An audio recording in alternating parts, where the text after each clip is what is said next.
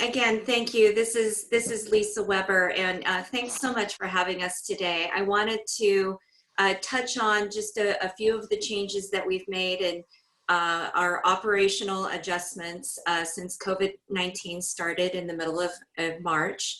And starting with our Development Services Center, talking about our case processing operations, getting hearings up and running again. And then because I have them and they're brand new, our April stats for what's coming into the department and what's leaving the department in terms of projects being completed. You know, as everybody knows, in mid-March, starting March 16th, we were instructed to restrict access to our public services centers to members of the public no greater than 50 at a time. And that was, we limped along with that program for about a week until we completely restricted all public access to our counters on Monday, March 23rd. At the same time, in the same 2-week period, we took a department of about 400 employees. About 90% of those are currently teleworking from home. And so as we look at some of our operations and services across the department, some lend themselves better to telecommuting than others. I have to say that when we started this with the development services centers, I was concerned because there is just so much face-to-face engagement and interaction, materials and plans being shared, working through issues right there on the spot as applications are being formally submitted into the department, as condition clearances are given prior to building permit. But I've been really delighted, and I'd be excited to hear if anybody here on the call has feedback for us, but we've pretty much moved it entirely electronically.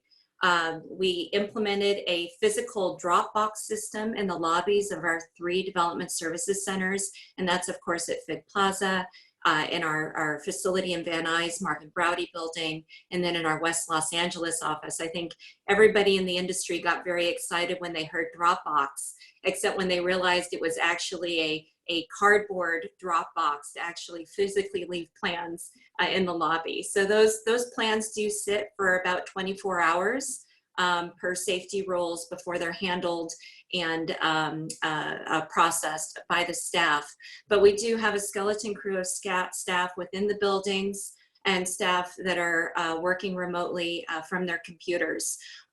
There's no need for an appointment. So for those who were waiting for an appointment for sometime this summer, good news. If your plans are ready, go ahead and submit them at any one of our drop boxes, and a member of our staff will be contacting you within a day or two to work through the processing of that case and any questions with regards to invoicing, payment, etc.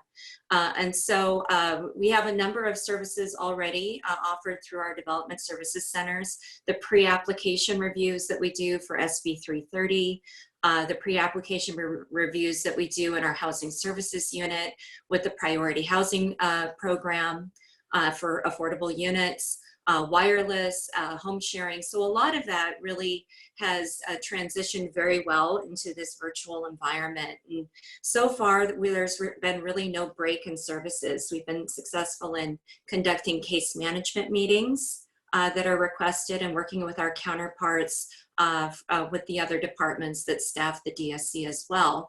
So we're 2 months into this. As you can imagine, cases coming into the department has dropped slightly.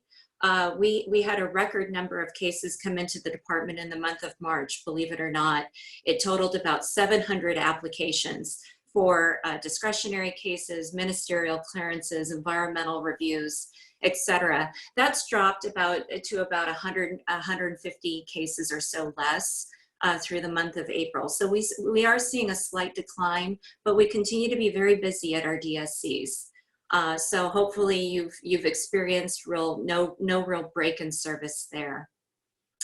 Also something that COVID-19 is responsible for is us moving to an online payment system. And I know that the development community is cheering to the heavens for this. We started with an online appeal portal for members of the public to be able to file an appeal electronically without having to leave their home in compliance with the Mayor Garcetti Safer at Home order. And that really required that we pursue an online payment portal as well for both credit cards and checks. So that has worked. It's implementing, it's in place. It took us about 2 or 3 weeks to work through the kinks, but now that we have, we're recognizing that it could be easily applied to other applications and other types of services that we offer through the development services centers, starting with admin clearances. I think that's one of the easiest to accomplish and one of the greatest requests that we get. So this has really spurred us to move to online submittal of applications as well as online payment so that somebody physically doesn't have to come into one of our DSCs to conduct business. And this is something that will stay with us, of course, long after COVID-19 is behind us. And so that's a real benefit, I think. I think that when we do get back to normal and back to the office, things won't go back to the way that they were, and we're going to build upon some of these streamlining measures that we're implementing today. On the case processing front, you know, the month of March, we were immediately instructed to suspend all hearings. So hearings that had been scheduled out through April or through March and April had to be canceled. We had to wait a period of several weeks before we understood what type of technology and virtual meeting format we were going to be using. That has been worked through, and I'm pleased to report that we are back up and running with hearings. And those hearings started up again in April. And it was actually Ken's commission, the Cultural Heritage Commission, that was first out of the gate. And that was closely followed by a very successful City Planning Commission meeting that we had. And then we've also had a number of Area Planning Commission meetings as well that have gone well. So we've been very pleased with that format. The City Planning Commission met yesterday to talk about 7 different cases. It took about 8 hours. So it was very lengthy. There was an incredible amount of public participation, potentially even more public participation than one we've seen in our normal format when we conduct these hearings in the council chambers or in the Van Nuys City Hall, because we are facilitating people's ability to participate from their homes. And they don't have to take a portion of their workday. They don't have to commute across the city to get to City Hall. They can participate from the comfort of their home. So we actually have seen a higher amount of attendance. We had well over 200 individuals participating throughout the day yesterday. So that's been a big success. APC meetings are up and running. Design review board meetings are back up and running. And again, we're using this virtual Zoom format where members of the committee and staff are able to participate via video conference, and all other participants, including applicants, participate telephonically. We are offering Google Drives so that any PowerPoints or presentation materials are accessible to the public, as well as, of course, to the decision-making bodies and staff. And that seems to be working. We are moving into a more elevated Zoom participation format. I think it's called a Zoom webinar. I'm looking at Ken, like a Zoom webinar, where we will have more of an ability to all participate via video.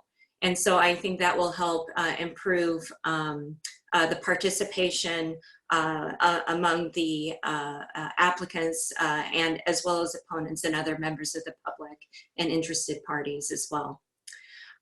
From a case processing standpoint, through the month of March and April, any case that had already had its public hearing or didn't require a public hearing, we continued to advance forward with a letter of determination. That was very important to us. And we received very clear direction from the mayor's office that, you know, our department is really a critical component to the economic health and the economic recovery of the city, that we can't stop, we need to move.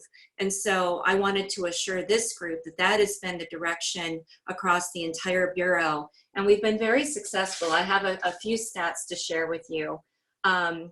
Just in the month of March, even with all of this upheaval of going to this virtual telework environment, canceling hearings, we were still successful in issuing 157 letters of determination.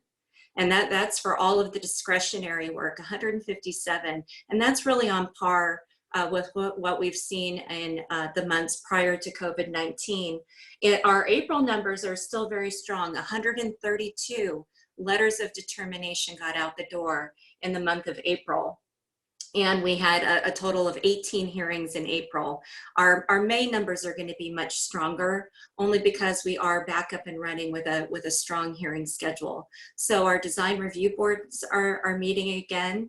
Mulholland, Crenshaw, and Westwood have all had DRB meetings over the course of the last week. We had our first deputy advisory agency meeting for subdivision cases yesterday.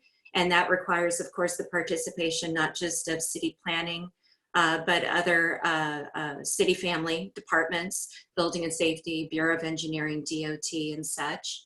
And that went well. We're back to 2 APC meetings a month in the month of June. And we'll have 3 City Planning Commission meetings. We added a special meeting just to facilitate our ability to catch up with the caseload that's pending and waiting for commission consideration. And so we're fully back up and running. On the CEQA front, we've made no changes there. We have not extended any circulation or publication time periods. We're sticking to our standard processing days, again, to expeditiously move projects through. We just next week, we're starting up zoning administrator hearings again. So this really required that we rethink all of our public hearing notices, our standard template language, new scripts, training for zoning administrators. And I'm pleased to report that we have upwards of 25 cases going to public hearing next week, which is good news. I know that there was maybe some questions related to the mayor's office executive order on tolling. And we have produced a tolling application form for applicants as seeking to take advantage of this. For those of you who aren't familiar with this, the executive order tolls all valid entitlements that were valid in the period of the local emergency order. And I believe that started, I think, on March 17th. And we're still in that period. And so it's first a tolling of this time period, which is continuing.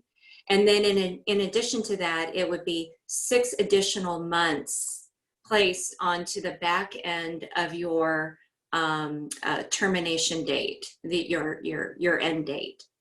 And so for some projects that are being approved now that may have either a 3-year or a 6-year life, depending on the type of entitlement, this is something that they could pursue even 2.5 to 4 years from now if they decided to take advantage of that.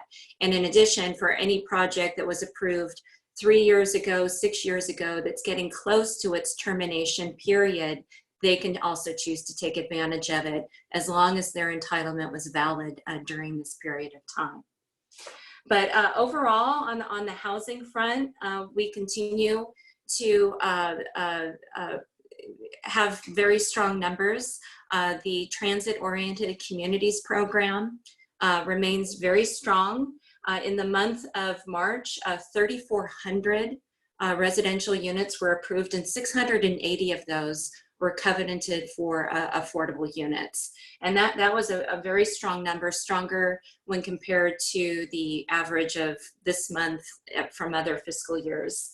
Last month, in the month of April, over nearly 2,800 units were approved. So we're still, the good news is that several years back, we implemented a fairly comprehensive tracking program to measure our performance, to measure the trends of cases coming into the department, as well as applications leaving the department and the age of our active cases. And that's become very helpful to us as we work through this COVID-19 period to really assess trends and our performance from a telework environment. Thank you, Lisa. That's a lot. That's good. And Will said that you didn't have anything much prepared, but you actually must have, because I know you didn't memorize everything. So that was great. That was great. Yeah. I'm sure I missed a few things, but I'm certainly here for Q&A, and I know that Ken really will speak more to the issues that are relevant to this group. Yeah. Okay, that's great. That's great. All right. Well, Ken, you're up. Thank you, Greg. It's a real pleasure being with you all today. And I just really wanted to start by saying how much we all value in LA City Planning, the partnership that we have with AIA. And you know, the AIA chapter here, and through Will's leadership and the involvement many of you have, has always been a great advocate for the work of our department, resources for our department when needed, a gentle prod when needed as well. But really the best kind of advocates and partners in good times. And I think those types of partnerships are even more important in difficult times like this one, when resources are going to be constrained, when we're all really scrambling to find new ways of working. We draw on those long-standing relationships. And so having this strong partnership with AIA is really more valuable than ever, and just wanted to let you all know how much we appreciate that. As Lisa said, our work is really continuing very differently, remotely, virtually, but uninterrupted. And it's been a very interesting time for us, because it's a time where we've been learning quite a bit and adapting some of our processes to the new reality. And some of that has to do with the partnerships we have with all of you at AIA. And I'd point to, for example, in our urban design studio, the work that we do with the professional volunteer program, the PVP program, where we are bringing in, with Will's assistance, design professionals from AIA, as well as our ASLA chapter over the last year or so, to meet up to 3 times a month on Tuesdays to help our department and advise our staff in reviewing significant projects that may be going to our city planning commission or other key decision makers in the city. And we've really had to change, of course, the way that we do those PVP meetings. We're not doing them at City Hall or at our Browdy building in Van Nuys any longer. We're doing them remotely or virtually. But as Lisa indicated, in some ways, we're even getting more participation and richer participation using these new formats. And I think we have something to learn from what we're experiencing during this time with these types of new formats. And I would suggest, in fact, that as we begin to transition into, it will be many months certainly, into a more normal way of doing business and being able to be face-to-face again, I think we're not looking at a either or, in-person meetings versus virtual meetings. It's more of a both and. And I think we're going to want to look at ways that we can use technology to supplement the way that we do business and offer these alternative ways of engagement, both for public hearings and for forums such as PVP with the AIA. We've been going in that same direction with other urban design studio services, including our project reviews, design reviews. Greg, I know you got to participate in one during this time remotely. And again, we're using technology to be able to walk with applicants through proposed project plans, be able to point to plans and project, design details online, and have a very interactive discussion, even though we're not face-to-face in doing those design reviews. And we're similarly doing that internally in our urban design studio with our internal planner office hours that we offer for our planning team. We are continuing to do public engagement, both department-wide on our policy side and including in our urban design studio. And we've been trying to move forward some of our policy-related initiatives. And as an example, we've been partnering with Councilmember Curran Price in the 9th District on an initiative called Reimagining Expo Square. This is a streetscape improvement initiative along the major corridors near Exposition Park, along MLK Boulevard, Figueroa, and Vermont, really in parallel with some of the improvements that are taking place in the park itself through the Exposition Park Master Plan. Rios Clemente Hale has been the lead consultant for the city on this.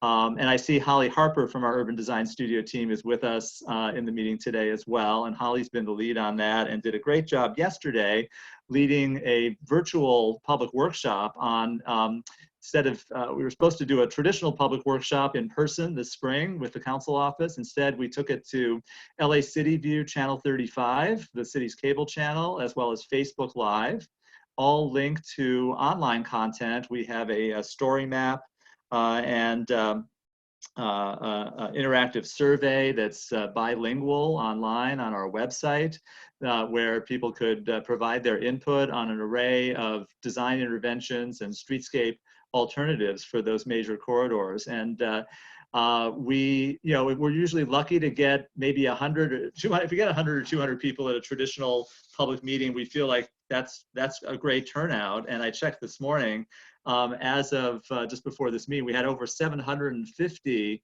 views of the Facebook Live video, and we'll have to see how the survey. I see Holly just chatted, so you have a link if you want to check that out after the meeting. So these are new ways of doing business, of doing public engagement, and getting policy input. We've also been very excited during this time, those of you who work with the Urban Design Studio. I know worked with Claire Bowen of our team for many years as our senior city planner. Claire took up a position recently in the private sector, and we're really pleased to welcome in that senior city planner position for the studio, Michelle Levy, who brings a wealth of experience, formerly worked with me closely overseeing our HPOZ program, our Historic Preservation Overlay Zone unit, worked with Lisa on project planning and the San Fernando Valley most recently, as well as a strong policy and design review experience. So Michelle is the perfect person to really kind of straddle the multiple roles that the Urban Design Studio plays in advancing design policy and in really helping to think through our project design review processes in the department. So we're very excited that she is joining our team. And then to switch over a little bit to the Office of Historic Resources and some of what's happening there, Lisa really already referenced a lot of the types of changes we've been having to make in shifting to electronic plan stamping, electronic signatures, shifting our Cultural Heritage Commission over to virtual meetings, and that's been very successful. Our next major milestone that Lisa alluded to is shifting our 35 historic preservation overlay zone our historic districts. We have 22 separate neighborhood level boards that do review of projects in those HPOZs. And we're shifting them over to the Zoom format and soon this new Zoom webinar format, which will be very helpful to have better visual contact between project applicants and architects and the boards themselves. I've told our HPOZ staff that moving what are essentially 22 mini commissions to virtual meetings, this might be one of the largest municipal initiatives of online engagement anywhere, kind of in one fell swoop. Most cities have a single preservation commission. We have 9 planning commissions all told, 2 citywide and 7 area planning commissions, but shifting 22 HPOZ boards to virtual meetings is quite a milestone. And so we'll be having all 22 up and running by the week of Memorial Day, the week after next. And we're very excited about that. We've also, it's been an interesting time for our department because our planners, you should know, are doing more than their traditional planning work during this time. Many are being pressed into service as what are called disaster service workers, or DSWs, playing other roles in the city's emergency efforts during this time. So people may be doing their regular project planning review or policy work one day or by day, and then in the evening or the next day doing other work, helping people in need, helping other city departments. So our staff has been helping to set up temporary shelters at the city's recreation centers, which is where Many of our formerly homeless citizens are during this crisis. They're serving meals to residents who've been moved into hotels and motels around the city. They're serving as operators for the Senior Meals Hotline on behalf of the Department of Aging, which is a DSW service that many can do from home, and serving in many other functions, inspecting businesses that are producing PPE around the region. So we really have to commend all of our staff who've been stepping up in so many ways during this time of need, and we're managing still to stay on top of the regular planning work despite all of those impacts. And then I would also say, we're just kind of thinking more about the human side of this crisis and the role that our historic buildings and historic places can play during this time. That for many years, as I've gone around the city and talked about the value of historic preservation and historic buildings, I've often noted that many of our historic neighborhoods are unique in having a particularly close-knit sense of community, a sense of connection that is fostered by a shared appreciation for the value of the architecture in their neighborhood, or the sense of place that is created by our historic architecture. And this is a time when we are being socially distant and really looking for ways to maintain connection and community. And so, we've been wanting to make sure that our historic preservation program in this time is about more than continuing the business of the city, which is crucial, and continuing case processing and permitting, but that we're also helping to serve the city in this more intangible way during this time and keeping us connected. So we're actually launching an initiative with our external affairs communications team in the coming weeks, where we will be creating some engaging online content to highlight the value of our historic neighborhoods and historic places that we can't all be visiting and remembering and cherishing during this time. And so we're working with other partners in our communities to create virtual walking tours where community members will be leading us on tours of what they value in their communities during this time, and sharing how the historic places that they love and that they are stewards of in their neighborhood can really serve Los Angeles in a sense of community during this time. So we think that's an important part of what we all can offer during this difficult time period. I can stop there, and maybe I'd love to come back in a few minutes after we take questions about more of our operational issues. And I was also hoping that we might kick off a discussion today about the broader role of architecture and design in our emergency and recovery responses over this midterm and long-term period, thinking about the next 6 months, this kind of transitional period we're in, looking 18 months ahead or so, and then in the long term about how we can really capitalize on the collective design and architecture expertise of AIA and the design community to help us take advantage of this time period to really reshape the city over the longer term in the ways that we hope and the ways that AIA has long advocated. So I hope we can leave some time for that as well. And I have a few thoughts on topics, at least, that we might consider as we kick off that discussion.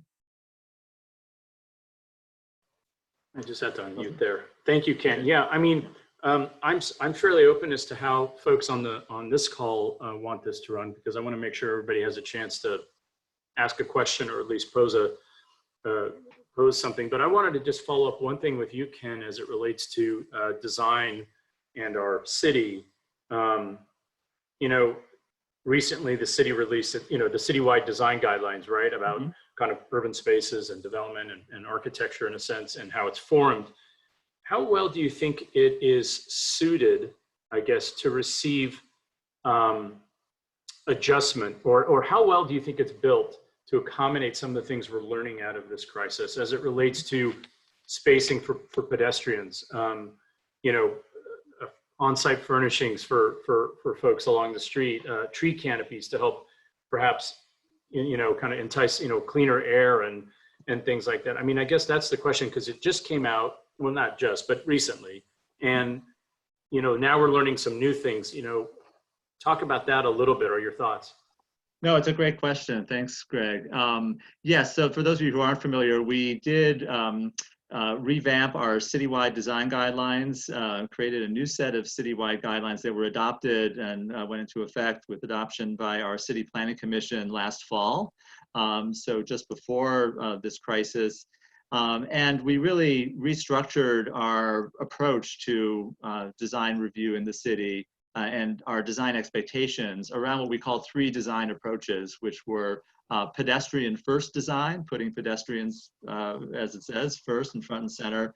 What we call 360-degree design, which is really looking at the design of all elevations of a building, but also thinking about a building in its context with its surroundings and the conversation that it has with surrounding buildings and its surrounding context.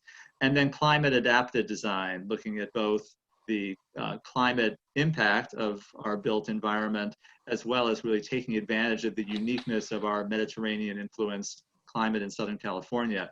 I think we feel that all 3 of those basic design approaches, those as principles and an organizing mechanism for our citywide design guidelines, remains just as valid in this period and moving forward as an organizing mechanism. We left ourselves and got explicit authorization from the City Planning Commission in having the guidelines adopted, that we could continue to view this in part as a living document and supplement the guidelines with new, what we call best practices in the document itself. The guidelines around those 3 design approaches, there were 10 large guidelines that were fairly high level compared to what our previous design guideline document looked like.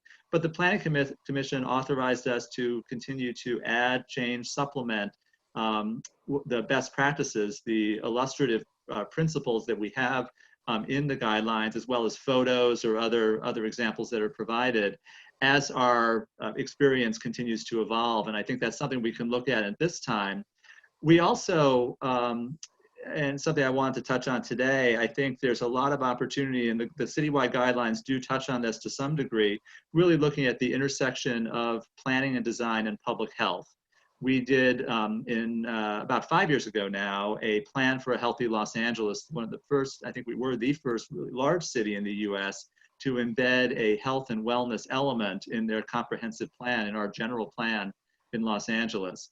And as part of that, we have a number of strong policies that really relate to the intersection of planning and public health.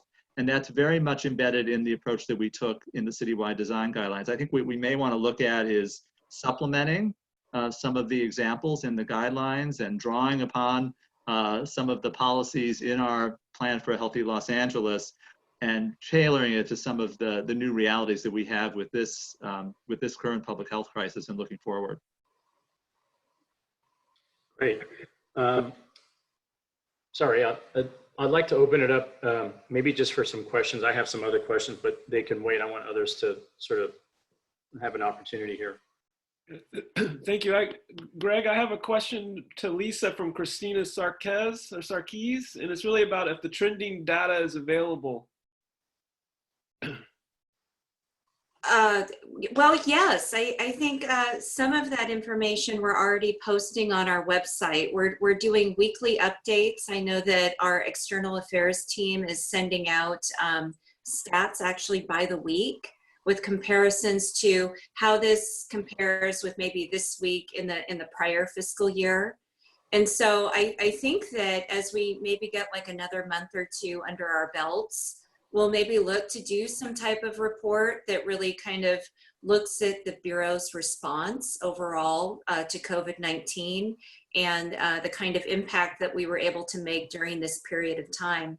You know, one interesting thing about COVID-19 is when all of the meetings went away and all of the hearings went away, there was still such a robust, active work program. I mean, we had planners with upwards of 50 cases sitting on their desk. And it was almost like this opportunity where everybody just hit pause and staff could really just kind of hunker down and work through their active work program. So I see that continuing. You know, now we're back up and running again with hearings. So that's some good news, but it'll be interesting to see maybe over the next 2 months where we have maybe 4 or 5 months of data under our belts, how the department's response has been to COVID-19 from a quantitative standpoint. Thank you. And we have a question from Kobe King. Will, hi, Lisa and Ken. Hi, Kobe. Good to Hi, see Kobe. you all. I just came off a mountain bike ride, so I'm not letting you see my video. But I have a less than pleasant question, and it is after seeing the May revise come out in Sacramento yesterday, and knowing that the city council is now struggling with budget issues. I'm just, I mean, there's no doubt that the city's revenues are going to be quite severely impacted, and just wondering if you guys have a sense at this point how planning is going to deal with that.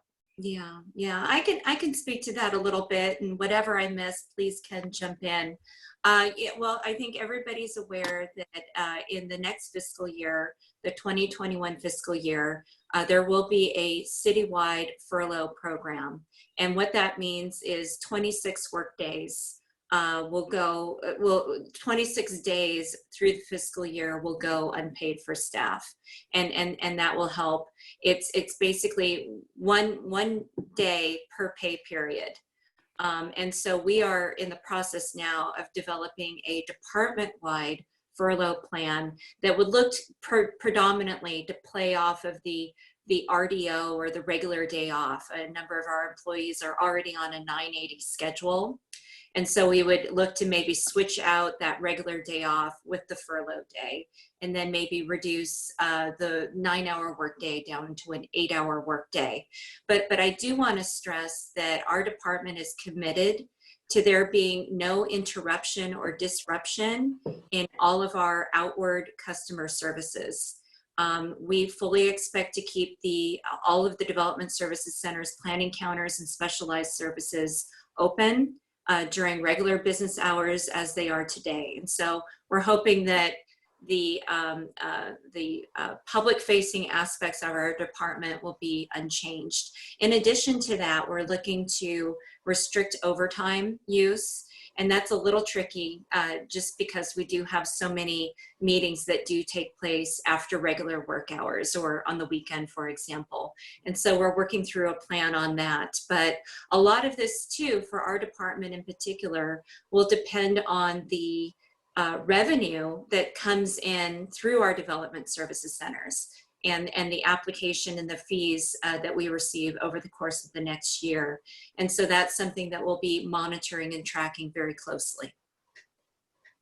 Yeah, I would just add to that. I think Lisa covered most of it. I think most of you know the mayor did unveil his budget toward the end of April. Usually during this time of May, the city council is in active deliberations with their budget and finance committee, scrutinizing that budget, moving it to final adoption.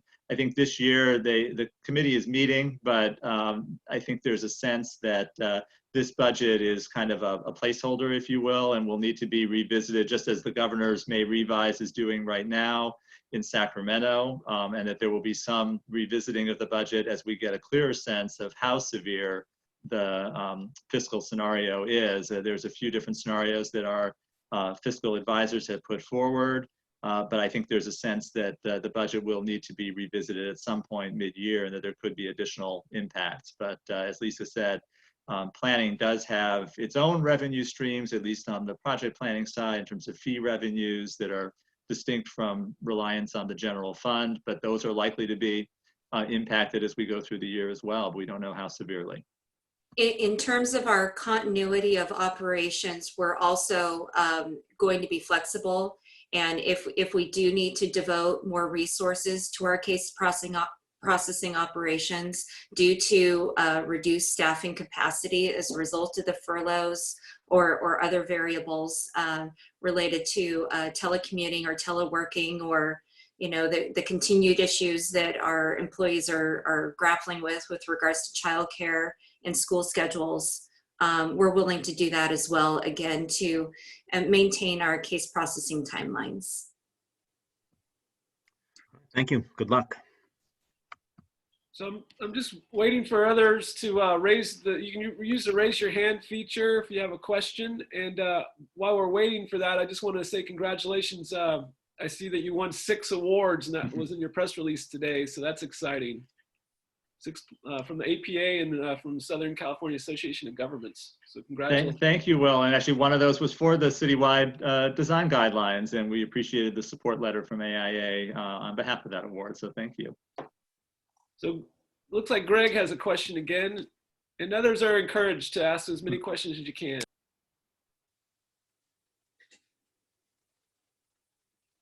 Uh-oh, Greg, you're muted. Of course I am. I don't know how well this question is received, but I'm going to try and frame it in a general sense, I guess. But, you know, recently Santa Monica announced how they were going to take projects over a certain size that normally would have to go through a much more complex review process. I think they're 90,000 square feet or bigger, and they're basically housing first projects. And they're going to, I'm going to read my notes here. They're going to be allowing them to go through a development review permit, which I guess is I guess a little more predictable on schedule, costs, and deliverables. Is there anything you guys are thinking about, and maybe you touched on a little bit, that would emphasize on the housing side, at least, let's start with that, that might go in that route, that might expedite? Yeah, thank you, Greg. These are active conversations that our department management is having right now, and we're having them in consultation with the mayor's office and with some of the council offices and with our sister departments in building and safety and HSID mainly. But we're looking at ways to further streamline affordable housing projects and housing in general. There's a few things that we think could probably best be accomplished in the form of an executive order from Mayor Garcetti, which just, you know, that's easy, kind of like that tolling executive order. It just becomes so. There's other things that we could potentially explore doing that would be via ordinance. In addition to what we're looking at for housing and affordable housing, we're also looking at ways to make things better for small businesses. And there's been a couple council motions that have come out in recent weeks that speak to small businesses, restaurants, businesses that often struggle with changes of use, struggle with parking, off-site parking, the need for valet parking, looking at a potential temporary suspension of those requirements. We're now starting to have conversations with schools, and schools now are thinking about kind of their getting back to school program and what that might look like. And if they have very strict car share, busing requirements where maybe now we don't want to put, you know, 50 kids in a bus and there will be more individual drop-offs, how can we potentially look to suspend or relax those conditions of approval for existing projects? Also, entitlements that are due to expire, which again speaks to Mayor Garcetti's tolling order. So we really, everything is on the table. Some, again, it could be accomplished through council motion with follow-up from staff. Others potentially through an executive order. I do want to mention to this group, in the month of June, we're going to be taking our restaurant beverage program, and that's a new ordinance that would create an administrative review and approval process for qualifying restaurants to obtain the permission to sell alcohol. And traditionally you need a conditional use permit, potentially with follow-up plan approvals, and that involves a discretionary review process, a public hearing, the ability to appeal. This would remove that entire discretionary process for qualifying restaurants. And so it helps a certain number of restaurants that would qualify, that would meet certain standards that are baked into the ordinance. But what it also does is it moves that workload away from our Office of Zoning Administration, which really helps to expedite those others that will still need the conditional use process to secure the kinds of operations they're asking for. So we're looking at all of it, and it'll probably come out and be implemented in a variety of different ways with different partners. Thank you, Lisa. I have a question from the chair of the AIALA Political Outreach Committee. Jose, you're on. Hi, everybody. I have 2 or 3 things that I wanted to touch on. So The first one is regarding the tolling. Does that apply to LADBS as well? The extra 6 months after the period of the stay-at-home order? Right. Well, the tolling order, and you can access this online. It's the public order under City of LA Emergency Authority. It was issued on March 21st. And the subject is tolling of deadlines prescribed in the municipal code. And there's one whole provision here that speaks directly to the Department of Building and Safety. And so during the effective period of this order, toll all local municipal code provisions regarding expiration of permits, plan check, and slight modifications or alternatives. And there's various code sections referenced here. So yes, it does apply to building and safety. Thank you. The other question, and this is sort of like a question about the process right now. Since LA County Recorder is now closed, are you guys approving projects without having documents recorded? Well, they're open for business. They're not physically open to the public, but we understand that they're still doing business via US mail and electronically. So yeah, but I think they're taking, sorry. Go ahead. They're taking 4 to 6 weeks. I'm just trying to see it. Right. At this point, because they have not officially closed, we haven't changed our procedures there. And that's, in our world, that's mainly related to the publication of CEQA documentation, like notices of determination, for example. But I also know it has to do with, covenants for affordable units and such, and conditions. Okay, and I just have one more question, and this is, several of our members have brought to our attention that the planning department has been erecting new approval roadblocks to the approval of single-family projects for a small group of projects that should be CEQA exempt in Northeast LA. The things like biological studies and traffic management plans, among other things. So I just wanted to see if you had a response to that. Well, I'd have to get more information and understand the properties we're talking about. More than likely, they're either in a specific plan area or one of our hillside areas, which mandates certain studies be submitted. But you're welcome to email me separately if you want to kind of get a more specific answer. I'm happy to look into that. Thank you very much. And I think that, like you mentioned, we have a good opportunity to implement a more resilient and efficient system with digital submissions. So I hope that you guys pursue that after learning from what we're going through now. Thank you very much. Yeah. Thank you, Jose.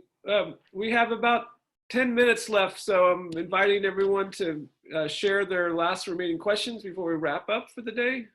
Hey, Will, could I pose some questions to the group if no one's raising their hand at the moment? I did want to make sure we had a moment. I would love to tap the collective knowledge of this group on some of the questions I just touched on briefly, which is really how we can draw upon architecture and design expertise to create more healthy communities during this time period and looking ahead for the future of Los Angeles. And among the topics that we work on in partnership with other city departments like LADOT, Bureau of Engineering, Rec and Parks, and others, obviously our streets, and rethinking the allocation of space in our streets, and looking at strategies like slow streets and play street interventions in pilot areas, how we create more space for social distancing, for active lifestyles during this time of social distancing, and get community buy-in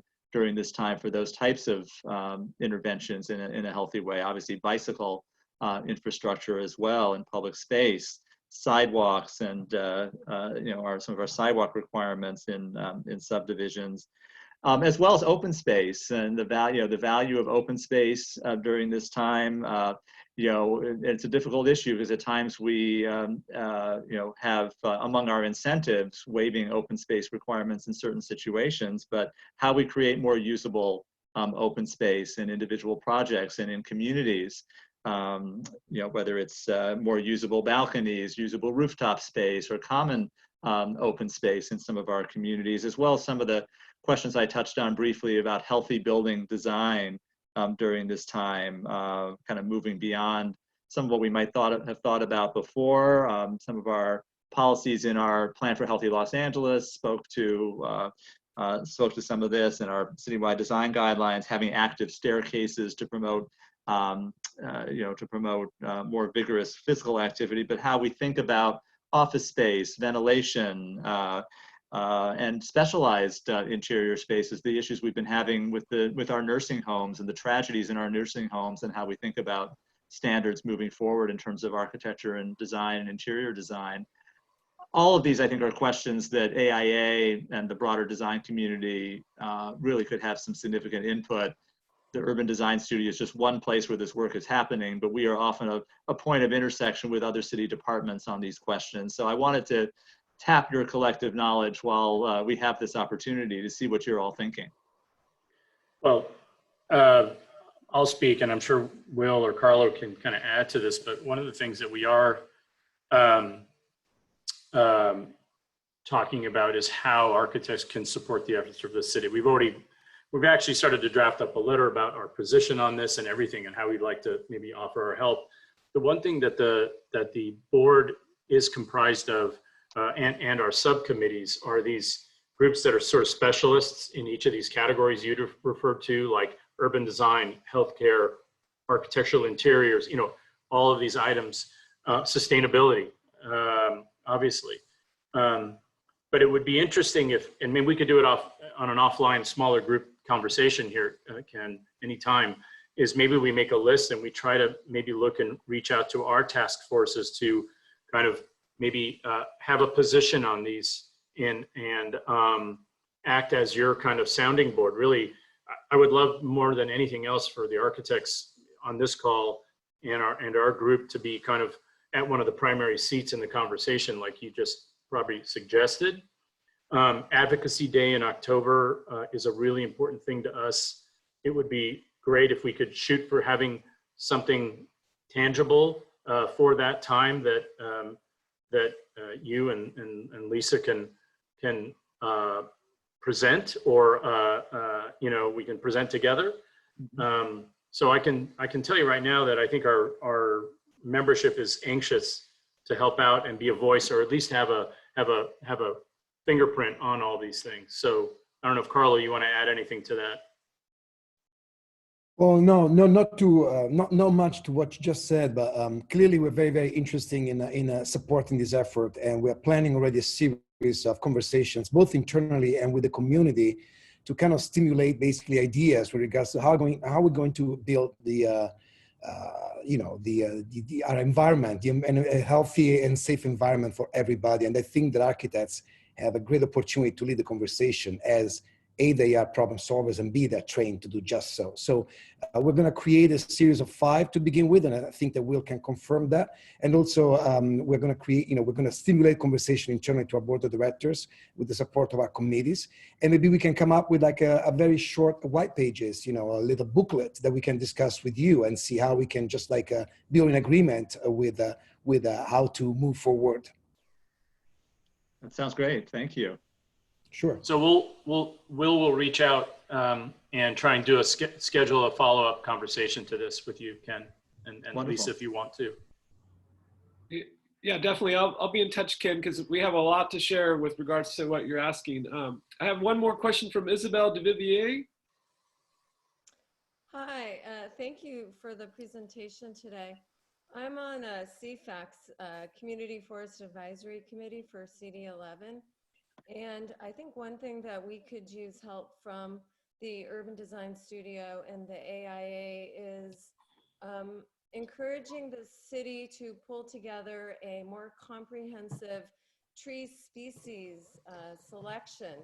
We're seeing a lot of large trees removed because of the sidewalk repair program, and the city is working really hard to come up with alternative sidewalk designs, so some of these large species of trees don't have to be removed. but it's very expensive. And especially now with budgetary cuts, I'm concerned that we're not going to be able to fund those efforts. And as a result, we're planting a lot of very small species of trees across the city, and the tree species list is really very small compared to what we used to plant. So I would like the Urban Design Studio, and I know Holly well, and Will is also very active in this. If there's anything we can do to encourage the city to open up the tree species list so we can shade our streets as we're needing more time and out on the street. Thank you.